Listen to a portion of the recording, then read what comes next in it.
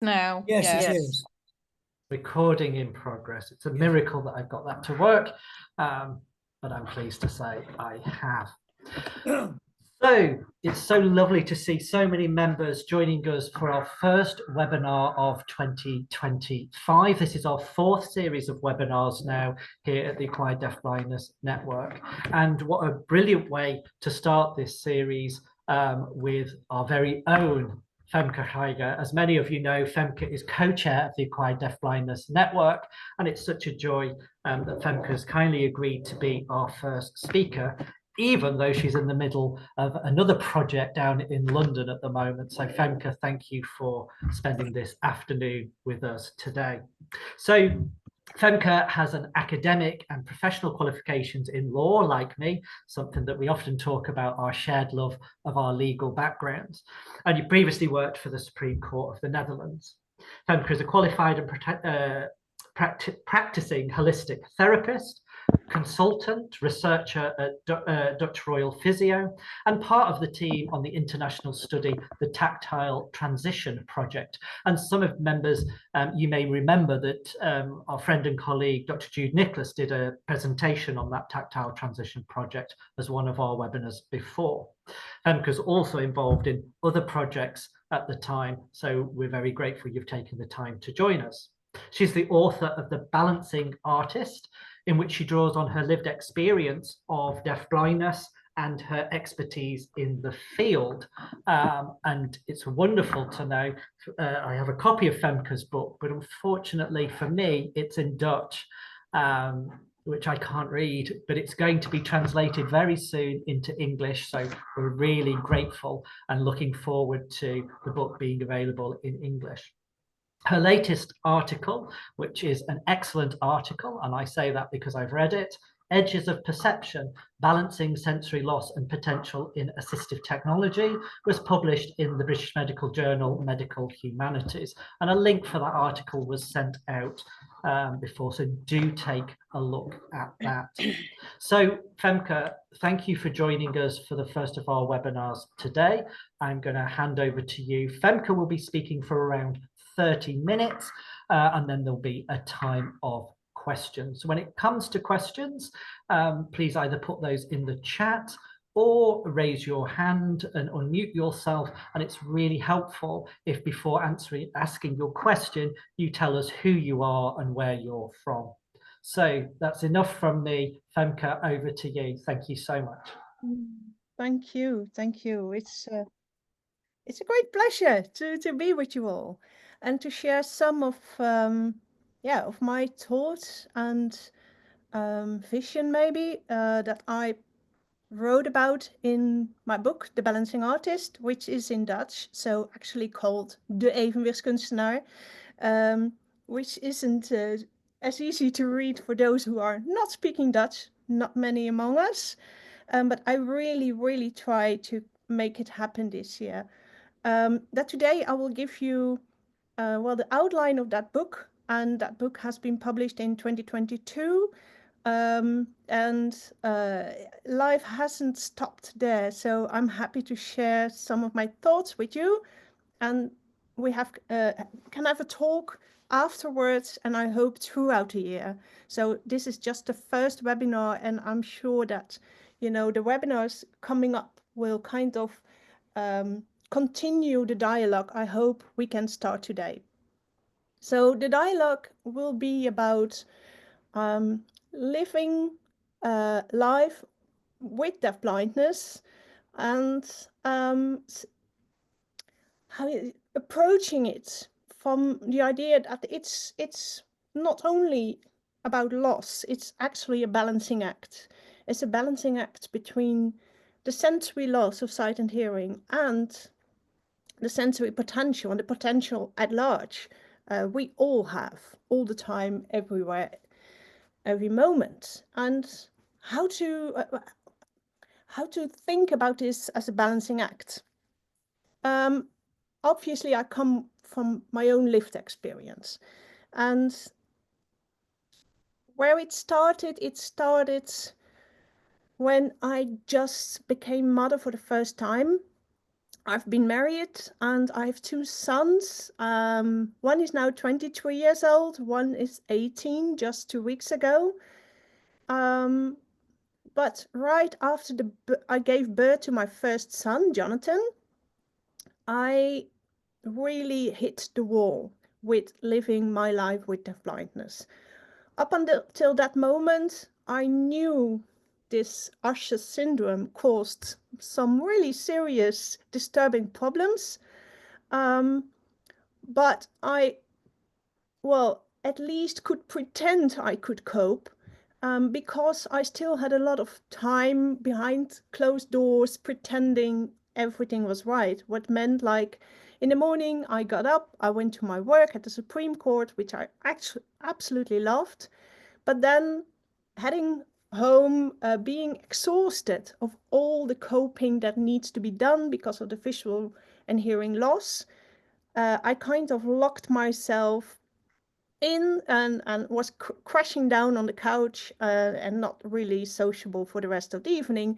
And then the next morning, I had just enough energy to continue, and get up and go to work again. So was I coping? Well, actually not, but at least it felt like I was coping. The moment my first son was born, I really hit a wall and I was so extremely tired.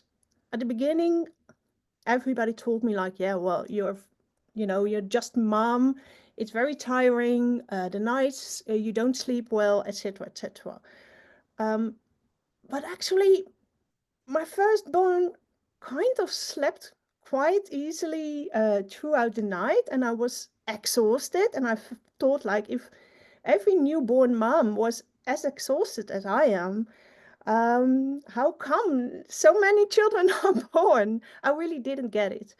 After a few months, I went to the doctor, and the doctor saw in my medical file that I had Usher syndrome. And he asked me about it. So, oh, Usher syndrome, I see it. I don't know. What is it? And actually, that was the first time I kind of connected it. And I started to talk about Usher syndrome and the impact on my life. And he told me like, well, I understand you're tired, I understand you're exhausted, and he gave me some extra time to kind of rebalance my life with my firstborn. During those months I got extra time off from work. I really kind of, um, the world as I knew it, my life as I knew it, fell apart. And it was the start of a really dark period in my life that took almost 2.5 years, in which I started to realize the true impact of my deafblindness and how it affected literally everything. I started to do a rehabilitation process. And in the beginning, I thought like, okay, just give me a few tips and tricks and I'll be back on track and continue my life as I knew it. And very soon I already realized that would not be the case. I would not be able to find a balance just with a few tips and tricks. Realizing that did not make it right. So the very engraved, how I fell into a really deep depression. And as I said, it was a really dark place to be. At the same moment, there was this beautiful, radiant boy looking at me every morning and, just starting life, feeling everything was great, smiling, a really happy baby. So when people ask me, like, how did you get through this very dark period? I have to say that at some point it was really looking at my son and seeing him being, radiant, really looking to the world, wanting everything out of it. And I felt an obligation. I felt a responsibility to be a mom to him and to allow him to find his place into the world, which meant that I had to find my place into the world. And at some point, that was my only motivation to continue. What I did was do rehabilitation, and I went through a very grave mourning process, being guided by a psychologist. And at the same time, I did learn a lot of coping mechanisms. I started to walk with a cane. I finally learned to type blind on the computer. I did a lot of adjustments in the house and on the computer, etc., etc. But the biggest thing to me was in that time that I realized that life as I had dreamt of would not be available to me. It had not been, and it will not be. So at some point, and I still remember vividly the moment that happened. It was in autumn, and I almost did rehabilitation process for 2 years. And I was walking from my house towards the rehabilitation center, and it was wet, it was rainy, there were a lot of leaves on the pavement, it was slippery, and actually there were bicycles passing by, and I was really jealous at them, like, oh, I want to be quick at the rehabilitation center. I don't want to walk here and feeling scared that I would, fell down. And somewhere along that trip, which I made many times throughout the last 2 years, something clicked in my mind, and I said to myself, this is it. And this is it was for me a key moment. And this is it came from Thich Nhat Hanh. Thich Nhat Hanh being a Zen Buddhist monk. He died, I don't know exactly anymore how long ago, but he created Plum Village in France, which is a Zen Buddhist monastery. And he had, at a certain age, he had a stroke. And because of that stroke, he wasn't able to do much anymore. He lay down in bed for a long time. He couldn't speak. But one of the first things he did again when he was able to do something was making this drawing of a circle with the meaning, this is it. And I had seen that drawing and I read the meaning of it, this is it. And at that moment, on the slippery pavement towards the rehabilitation center, the meaning of it hit me at a very profound level. And I really felt in my bones the meaning of this is it. What it did to me was a kind of beyond understanding acceptance of the fact that being visually impaired, hearing impaired, is the reality I had to live with. I couldn't solve it. I couldn't change it. I could cope with it, but only to a certain extent. And in the end, it was a package deal. My life would always be influenced by this very severe condition. From that moment on, something really inside myself really changed. And that was not something I expected. The moment I accepted this is it, from that moment on, instead of everything kind of contracting, there was room, there was expansion possible to another way of experiencing the world. The moment that I said to myself, this is it, I will never be the partner I thought.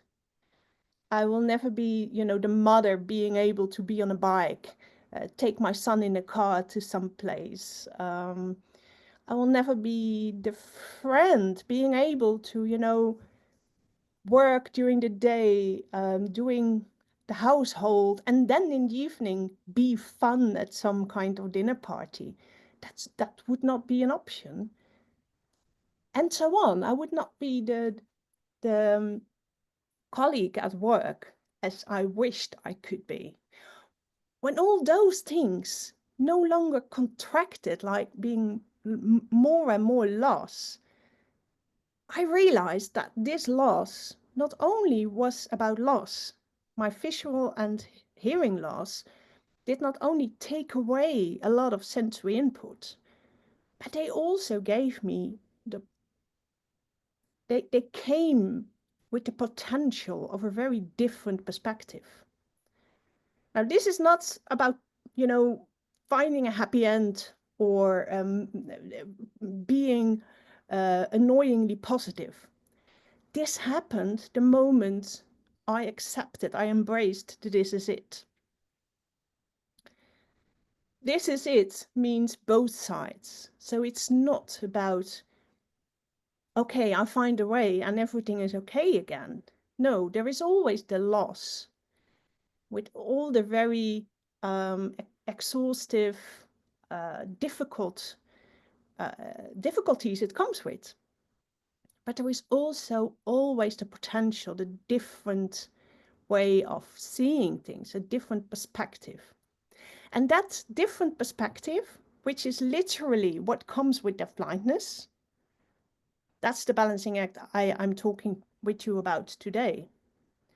Because we tend to focus a lot on the loss. And I understand that. I mean, it takes its, it needs attention. If I don't want to pay attention to the visual and hearing loss, it means I bump into a door. It means I throw, the cup on the table, on the floor. So living life with Usher syndrome, living life with the dual sensory loss, it does take my attention and it does need that. But realizing that there is another side to it, there is a flip side to it, and there is the potential, there is the different perspective.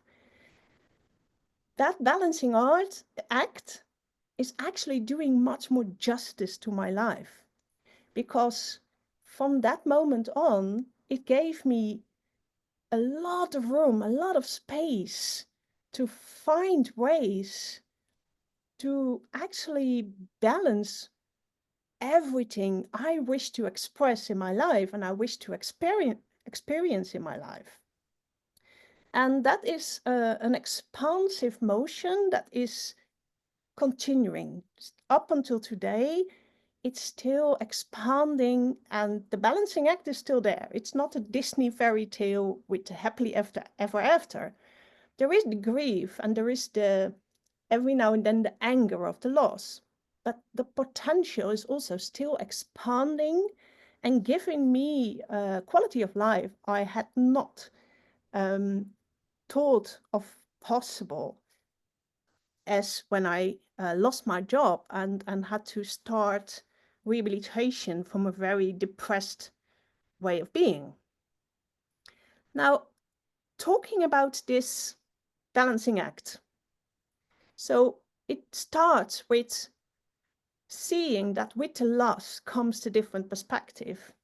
There are a few important things I learned in my life that might be inspirational for you too, and I'm happy to talk about that later. As I said, one of the key things is that we stop talking solely from the loss point of view. So I notice that often, even when, we're talking about potential, we still start the source of our talk is still the loss. So we talk about, it's wonderful what you do, although you have this visual and hearing loss. It's very subtle often that you start from the loss and then you see like how wonderful life can be. But you start from the loss. Now, the balancing act can never start from the loss because it's an imbalance. So one of the things that I'm keen on is that I make a difference between talking from the loss point of view and talking from the potential point of view. The potential doesn't come from the loss. The potential is enormous. And actually, there is always more potential than there is loss often. The potential point of view can be, you can think about that in many perspectives. But today, and also in my book, I want to talk with you about the sensory potential. That there is sensory loss, we all agree upon that. But how about the sensory potential? What kind of senses do we have beyond sight and hearing? Because although a lot of people think that if you can't see that much anymore and can't hear that much anymore, that life kind of stops, that's not reality. Life does not stop. We have actually 8 senses, and 2 of them are not working that well, and that's a shame, but we still have 6 other senses that work perfectly well. Now, the big 5, I call them always, like, hearing, seeing, smelling, tasting, and touching. We know those big 5. The 3 senses we often don't think about is proprioception, interoception, and the balance system. Now, the balance system, I think you have some idea about. Interoception is the sensing from within. It's the sensing you're tired. It's the sensing you're hungry. It's the sensing you're thirsty. And then you have the proprioception. And the proprioception is the sense that became the foundation of my functioning today. The proprioception is a... Peter, what? I hear something, but I can't hear it because it's not my laptop. Should I? Femke, it's because it's Liz. I've just let someone in and I think they're using software which has just spoken. Okay. You're good to go. Thanks. So the proprioception is a sense, it's an actual sense. It comes from the proprioception, which proprio means yourself and ception means perceive. So the proprioception is the sense about how you perceive yourself physically. The proprioception is the sense that gives our brain information on our position and our motion, our movements. So if you touch your nose, when you can't see your hand, you close your eyes or you're blind, you still can touch your nose. How come? Because from your inner physical sensing, perceiving, there is this integrative motion that makes your hand going and make your finger touching your nose. Now this is proprioception. So what I did was focusing on the coping of the loss of sight and hearing, and then pay a lot of attention on the potential of the other senses, and especially the tactile sense and the proprioceptive sense. Jude Nicholas, as Peter just mentioned, talked about this earlier. And the Tactile Transition Project has also been focusing on this. Now, I call those 2, the tactile sense and the proprioceptive sense, I call that the bodily tactile senses. I focused on those 2 senses not because I want to focus on those 2 senses, but because my motivation was I want to stay connected to the world, notwithstanding the deafblindness. And my question was, my driver was, how can I do that? How can I stay connected to the world around me? Now, if sight and hearing can no longer connect me to the world around me, as I wish they could, what other options are there to stay connected? And the bodily tactile senses, the sense of touch and the sense of proprioception, they actually can connect you enormously to the world around you. Think about it. Once somebody said, she is the light is kind of shutting down. You can still see me? Can you say that, Liz? Because We can see you, Femke.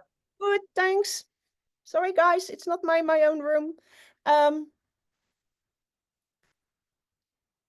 How the bodily tactile senses connect you to the world around is you're never not being touched. Think about it. Whenever, any moment in your whole life, there is a way of connection between you and the space around you. You're being touched on your skin by the air. You're being touched by the chair you're sitting on. You're being touched by the table your hands are lying on. There's so many connecting points between us and the world around, not connected to sight and hearing, but to the bodily tactile senses. So when I realized that this sensory potential is very rich, and it did not mind me being nearly blind and hearing impaired, I really start focusing on that. And what I studied, I try to find ways to train it, to get to know it, to explore it, to play around with it. And that starts really easy. It didn't start at a rehabilitation center. It started at home. Like, can I make coffee without sight? Well, actually, yeah, when I started to explore that, I noticed that I already did. I made coffee without sight.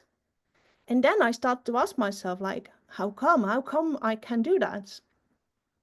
Well, proprioceptive sense is playing a big part in that, because when you move your hand to the coffee machine, that's already in a kind of automated spatial movement.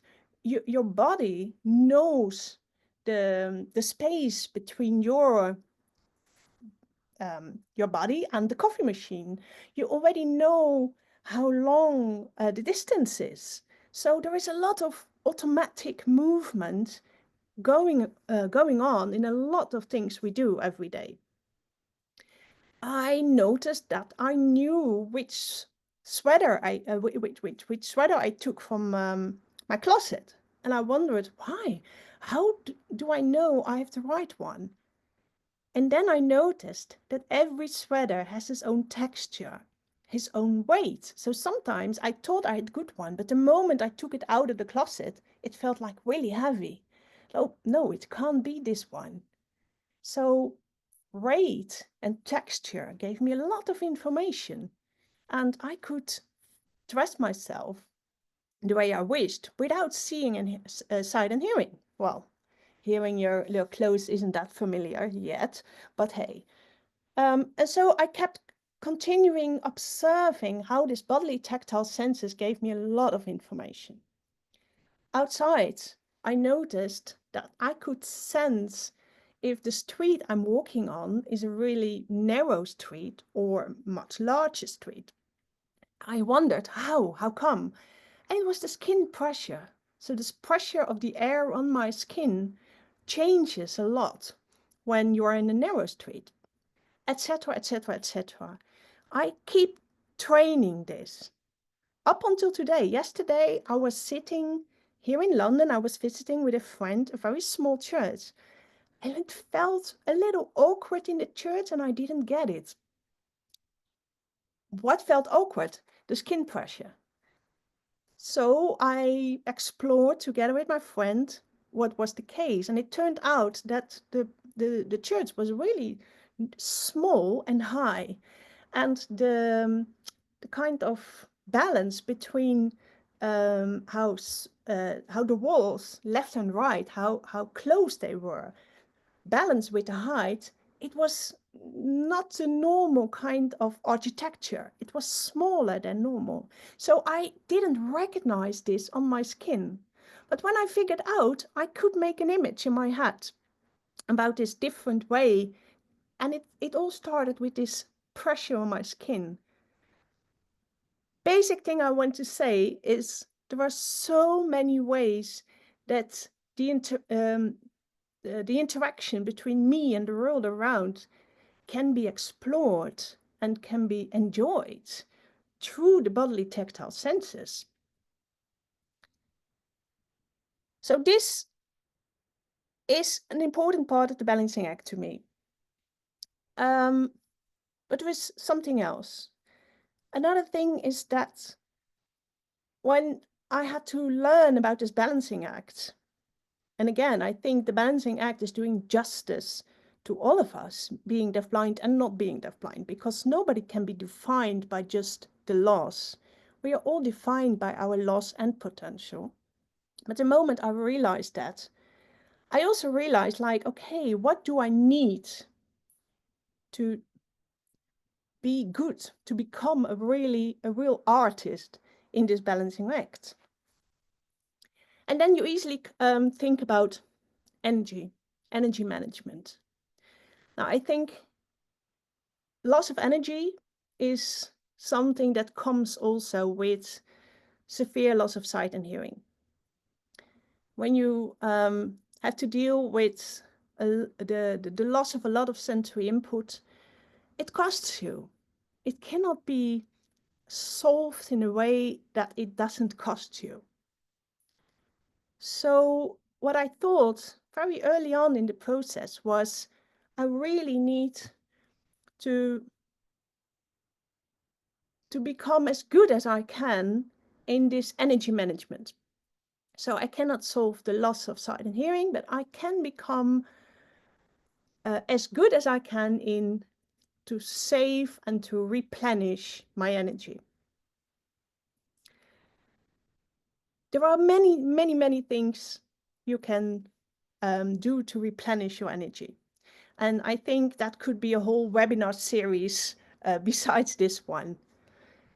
Right now, because of the balancing act, I want to mention that there is a difference between energy management and stress management. When we talk about energy management, we don't make this distinction. And I think that's a shame, because there should be a distinction between energy management and stress management. When you live your life with deafblindness, it comes with a lot of stress. No matter how Zen-like person you can be, I'm not, I can say that, but no matter how Zen-like you are or you want to be,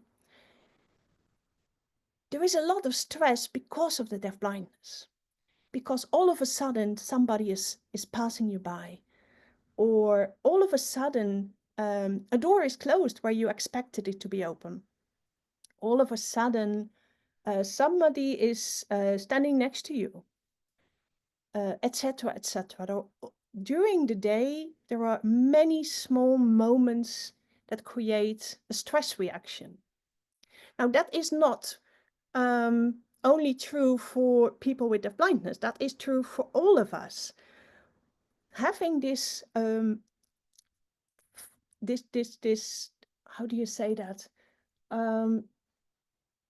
All of us have moments of stress, and then we rebalance.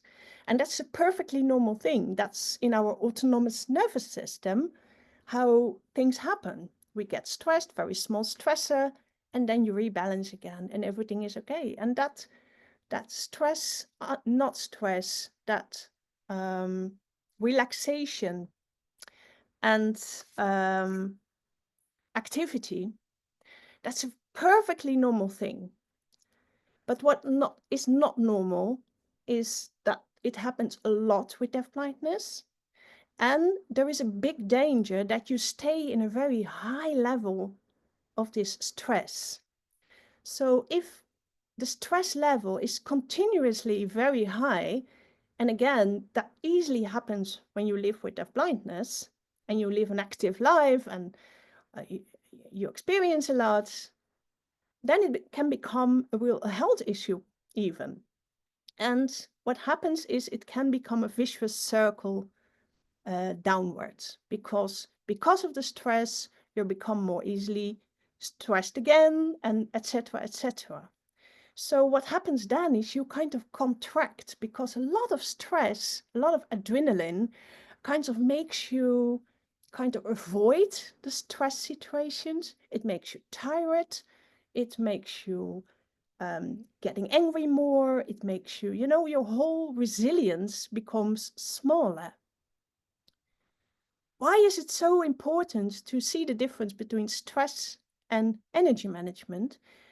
Because they require very different things. Stress management is about offloading, is about getting the stress out of your system, out of your body. Energy management is about replenishment, is about recharging. Now, although those two can be combined, for example, when you, I don't know, for some people it's about sport. When you sport, it can offload you and recharge you at the same time. And of course, the moment you offload the stress, there is room to recharge. So it's not necessary to all the time distinct them completely when we think about which action to take. But in our thinking, it's really important to make this distinction. See, okay, I need to offload the stress, and then there is room in my body to recharge. Now, why is this so important? Not only because of the stress and energy, but also because of our potential to perceive, to connect to the world. Because when we are stressed, our perception becomes smaller. That's not because we want it, that's because we are physically wired like that. So also from a very sensory functional point of view, it's very important that we have this energy and stress management so we can keep our senses and our perceiving of the world as open as possible. Now, I can talk a lot about this too, but bringing it back to the proprioception, the sense I talked with you about before, the bodily tactile senses, so sense of touch. To keep your senses open means that you are receptive for all the input that comes up from the environment, from the persons you're connecting with, from the room you're sitting in, etc. So the moment your perception is open, you're receptive to have all that input. And in that way, it allows you to have a broad connection with whatever or whomever you want to connect with. So in this balancing act, it's very important to think of what keeps my perception, my sensory channels as open as possible. I'm nearly closing. There's so much I would like to share with you, but two things I would like to mention as a closure, and then I would love to have conversation with you. One thing is that, again, another distinction we often make is between effort and relaxation. So now we use the effort. In this webinar, there is a big effort to listening and for me to say everything as good as I can in English. And then afterward, we have to relaxation. We often, make them two different things. Another thing that really was key to me is when I learned not to separate those two things. So what does that mean? It means that in the effort, I find as much relaxation as possible. So it's not about, okay, now I give everything I have and I know I will cross the line and it's actually too much and then I need 2 days to recharge. No. Any moment during the day, I'll try to find the most relaxation possible in any situation. What does that mean? That means I pay attention to lighting. I pay attention to where I sit in a room. I pay attention to what I asked for my communicative partner. Like, could you maybe sit here because then it's easier for me to listen? Or it means that there were 1,000 things. It even means that I'm paying attention of what I'm wearing, that it's comfortable and I like it, and I like it in the moment. It means I think about what I eat. Is it really, giving me enough energy, or is it just the sugar and helps me to, have for the moment have energy, but then be really tired? So I really think about this balancing act in every moment. And that gave me a lot of extra energy I had not thought possible. And then a final thing, and again, I'm talking about a lot of different things, so I know I ask a lot from you listening to it. But a final thing I think is so important, and it brings back the story to the beginning, is what is the story we live by? There is not one story we live in. There are many stories we live in. And again, that's how we're built. That's how we're wired. That's how we live our lives. It's not only our senses that sense the world, that perceive the world. It's also the brain that reaches out to the world. The brain predicts. The brain expects. And throughout our life, we build a lot of expectations. And when we perceive, it's often the perception of what we expect to perceive. But the expectations come from stories. And the stories we tell ourselves, and the stories our environment tells about us, the stories we are part of, those are the expectations that the brain uses to perceive whatever it is that we can perceive.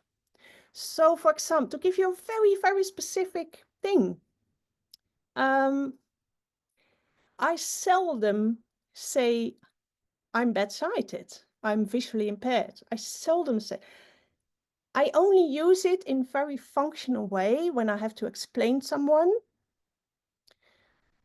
But that's the only moment I will say I'm visually impaired or I'm bad-sighted. Because for the rest, it's not functional. Because if all day long I tell myself I'm bad-sighted and hearing impaired, my brain says, woo, yeah, you're right. Because the brain will look for proof. That's how it works. So when I then looking for something and I can't find it right away, my brain says, yeah, well, makes sense, you're bad-sighted, etc., etc. So in the balancing act, it's also very important to choose the story you live by. Now, don't misunderstand myself. I'm not saying that the story of Usher, the story of deafblindness, should not be told. There are moments that I am sharing the story, and I am sharing the grief that comes with it. I am sharing the load that comes with it. But I choose the moments I tell that story. And what I notice is that the society and the world very easily uses that story to explain a lot of who I am and how I live my life. And that's something I don't always agree with. I said, no, I'm living the life of a balancing artist. And we all do. And yes, my loss is also in the loss of sight and hearing. And I have a lot of potential and a lot of different perspectives I can share with you. That's the story I choose to live by. And I think that's also a part of this balancing act, that if you choose the story you live by and you really pay attention to both sides, the loss and the potential that we all have, and you find and use your specific potential, your passion, and you find ways to balance that with the loss that you have to deal with, I think that that's a great way of finding your path through life and share it with other people, because that's so valuable. So I stop here. So much to share, but I hope throughout this year that will happen, and yeah, we find ways to share that. And I hope this, for now, gave you enough to yeah, to continue. And we kicked off the webinar series, didn't we, Pete? Femke, thank you so much. I think we kicked off the webinar series in an excellent way. And at the risk, I love this phrase you said earlier, being annoyingly positive, which I wrote down, and it reminded me of conversations we've had in the past. At the risk of me being annoyingly positive, the potential that you bring to ADBN as a network, as a friend and as a colleague is huge. So thank you for a really super interesting webinar. Brilliant way to start off this series. Very moving. I certainly have a couple of questions. We've got about 10 minutes for questions, so I'm not going to be selfish. I'm going to throw questions open to the audience first. Before I do that, I'd just like to read out a couple of messages that we've received in the chat. Greetings from Srika Malan. It's his first time here, and he's looking forward to being part of the group of friends and colleagues. Srika Malan, you're very welcome to be part of the network. We have a comment here from Roger in the UK. It's lovely how Femke steps away from the usual cliches and focuses on opening up our other senses. Comments from Renu in Canada. Excellent thoughts, Femke. Your English is very good. It certainly is. It's very inspiring and thought-provoking. And Renu says, we would love to join your webinar on interoception. Teresa from Canada, such a wonderful perspective, so refreshing. Thank you for sharing your story. And Sandra Hiller, absolutely amazing story. Thank you for sharing your story. So I would echo those. Thanks, Femke, a brilliant way to start our series. Russ and Rita, I can see you have hands up, so I'm going to hand over to you for questions. Okay, Femke, can you hear me? Yep. First of all, congratulations on writing a book. I bet that took a challenge and a lot of energy. And the other thing is, what was interesting is that I could relate to many of the areas you were talking about. And in particular, I didn't realize myself till quite later, maybe about 20 odd years ago, that grief also comes into this part of accepting our condition. And it wasn't until somebody pointed out to me in a counseling session that it really hit home. Oh, I've never thought about that. So I think that's one thing that a lot of people with deafblindness need to try and come to terms with. Is when you had something you've been used to and now you've lost it, it is a form of grieving. And another important part is acceptance. This is probably the most challenging of all, trying to accept our own limitations. Sometimes we push harder than we should do because we are enthusiastic or it's a great moment. But sometimes, like you say, it's important to step back and recharge. Otherwise, you do get totally exhausted. I don't think people realize that when we have a hearing and visual impairment, we use a lot of energy listening and focusing if you've got vision. In my case, I can't see anything at all now, so it's a different world. I'm having to listen all the time. And I've noticed sometimes I get very tired, and that's like an invisible stress level that people can't see. So it's very good that you point out these things. And thank you for a very, very interesting talk, and take care. Thank you, Ross. Thank you. Yeah. No, we've been talking about this earlier, and also in the Tactile Transition Project, in which Liz Duncan and Monica, also here, Monica Estenberger from Sweden, joined. We talked about it a lot too. And what you just pointed out, Ross, is grief and acceptance. They are not separated too. If you can grieve in moments, then there is maybe also, hopefully, at some point, the acceptance. But it cannot, the one cannot do without the other. Yeah, true.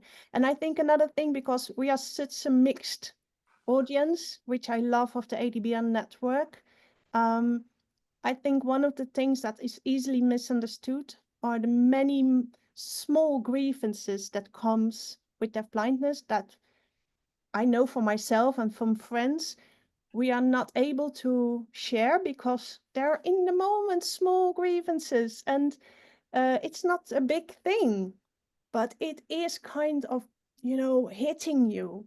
And throughout the day, throughout the week, throughout the year, all those build up. The moment that's, somebody guiding you with the best intentions is just acting stupid. And because of the best intentions, you're not saying like, hey, you stupid. But it is annoying because actually you want to do it yourself, or you predicted something to happen and the other one didn't. Because when you're not deafblind, it isn't such a big deal to predict things, but when you're deafblind you have to predict a lot, so you're all the time so aware. So sometimes being deafblind makes you more aware or more present than the one who is guiding you. So that all is also part of the balancing act and of the grief that is part of our lives. Thanks, Femke. I think I can see, Srika Malan, your hand is up. You have a question for Femke. Hi, Srika Malan. Hi, pleased to meet you all, Dr. Simco and Fenga. Pleased to, I hope I am saying your name correctly. So my name is Sri Kamalan from Canada. My pronouns are he, him, and very great presentation. I would like to share a couple of thoughts. First of all, you mentioned about the small stress, and it is something similar to microaggression. We call it equivalent to 1,000 cuts is one microaggression, is something along that line.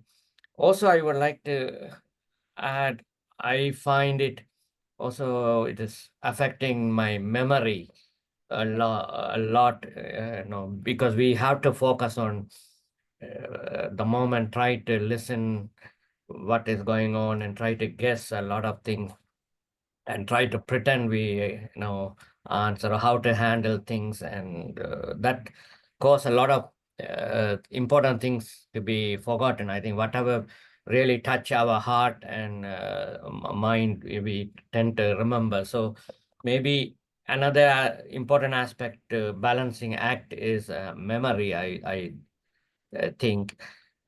And on a different note, also, if you find the passion, what we like to do, that generates energy, So that's how I sometimes try to cope. I used to do 2 jobs and things, but I like immensely my second job and worked late in the night, and it really helped despite of tiring and everything. But if we have a passion like advocacy, and when it started writing, and you don't feel tired, so things like that. So thank you for the opportunity and hope to continue. Yeah, thank you for these comments. And I would like to take the memory part out for a moment. That's a great thing that you mentioned that. Among us is also Trace van Nuenen, with the tactile working memory scale expert. But so maybe what I say, I mean, she's an expert on it, but what I would like to say is it's true. And the memory is often loaded because of all the mental mapping, because of all the anticipation. We have to, this is part of the the stress management, also energy management, the stress management. As Russ mentioned earlier, sometimes we have to step back and really like, okay, no input for a moment, so that the system can rebalance. But what we also have to realize is that the working memory has a lot to process. And one of the things I noticed is I choose which sense I use wisely, which means that although people think I might use my eyes, I'm not using it in a very specific way. So you can use your senses in a very specific, determined way or in a more general way. 99% of the day, I use my eyes in a very general sense of way. I give just some basic context. Hearing the same.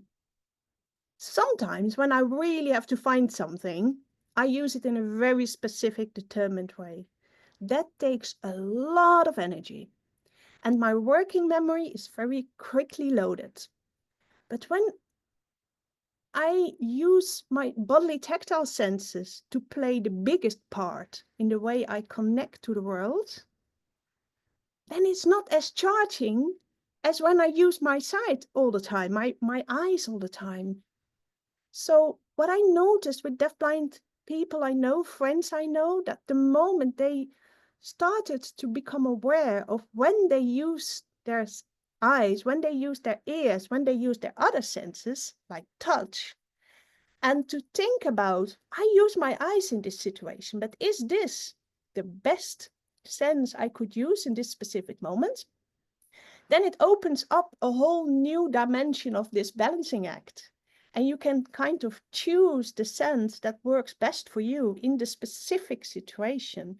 And that could also give you much more space in the working memory. Great, thank you. Thank you both. If I just take this moment, we've had a few more comments, Femke, I'd like to read out and share with everybody here. Carolina Cahoon, I can't wait to read your book, Femke. I am truly inspired. And I would echo that. I'm looking forward to reading your book, having heard you speak this afternoon. Georgia Papa, congratulations. I hope one day your book will be translated into Greek. I am an occupational therapist and I work a lot with proprioception and the vestibular system. Irene, thank you for your beautiful and interesting talk. Yes, this is relevant for all of us. I'm looking forward to reading your book. We should have invited your publisher, shouldn't we, Femke, to hear all this positive feedback. I sent him the recording. Absolutely, we'll send them the recording. This is from Gita Krupsdal in Denmark. Gita, I hope I pronounced your name correctly. It's my first time here. You're very, very welcome. Thanks for letting me join. Thank you for a really good and relatable presentation. I look forward to the next webinar. And Gita is the chair of the Danish Charge Association. We have one from Mauthild from Norway. I think you're from Norway. Thank you for sharing so many important perspectives. I look forward to reading your book.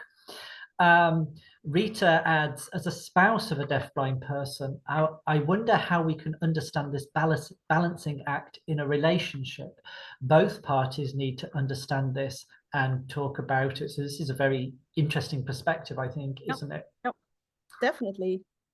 Therese, last December during holiday, I read the book, The Balancing Artist, for the second time, and it gave me new insights. It's such an important book. I hope the translation in English will not take too long. Yes, the two Therese, absolutely. Thank you for Femke for sharing your thoughts and your vision and thoughts. And Caroline Gravel from Germany, thank you very much for your presentation, Femke. It also links to the experiences from persons with deafblindness who I'm interviewed in Germany. And it is also important to think of the time and energy consuming aspects of using assistive technology. There are many potentials, but also it could be another stress factor. I'm looking forward to reading your article and your book. So really great feedback. Thanks, everybody. We do need to bring it to a close soon. We're just coming over the hour now.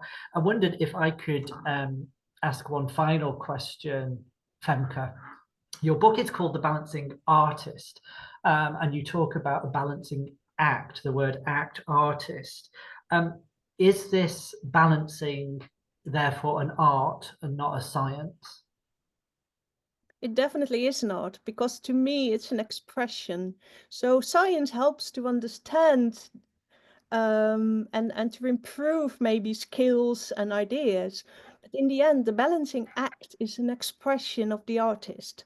And that's a very personal thing. And I think living your life with deafblindness comes with a lot of personal decision choices, questions, and it's never the same. So the person having exactly the same loss of sight and hearing as I have might live a very different life and have a very different balance. And I think the artist allows for that special, that personalized expression. Thank you, Femke. Well, thank you for balancing your time with the busyness of the project in London to fit in this ADBN webinar as well. Unfortunately, folks, we have run out of time, so I need to bring this session to a close. But before I do so, huge thanks again, Femke, for starting off this fourth series of webinars in such a fabulous way.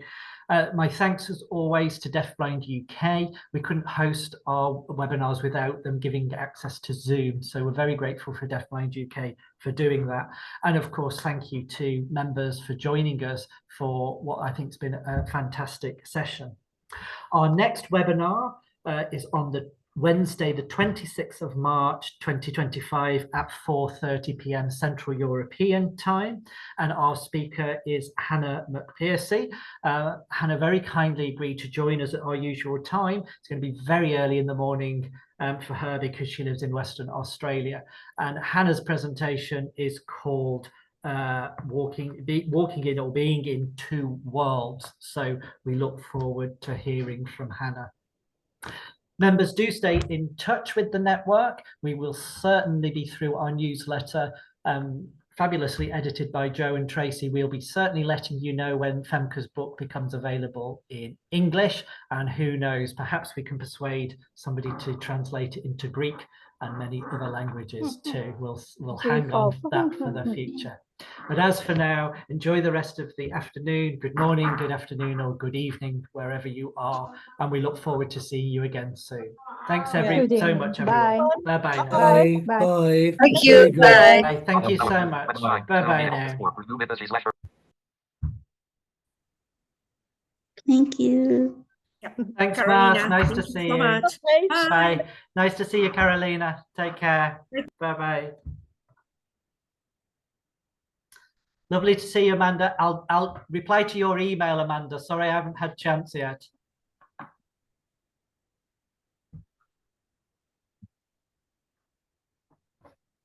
Bye, everyone.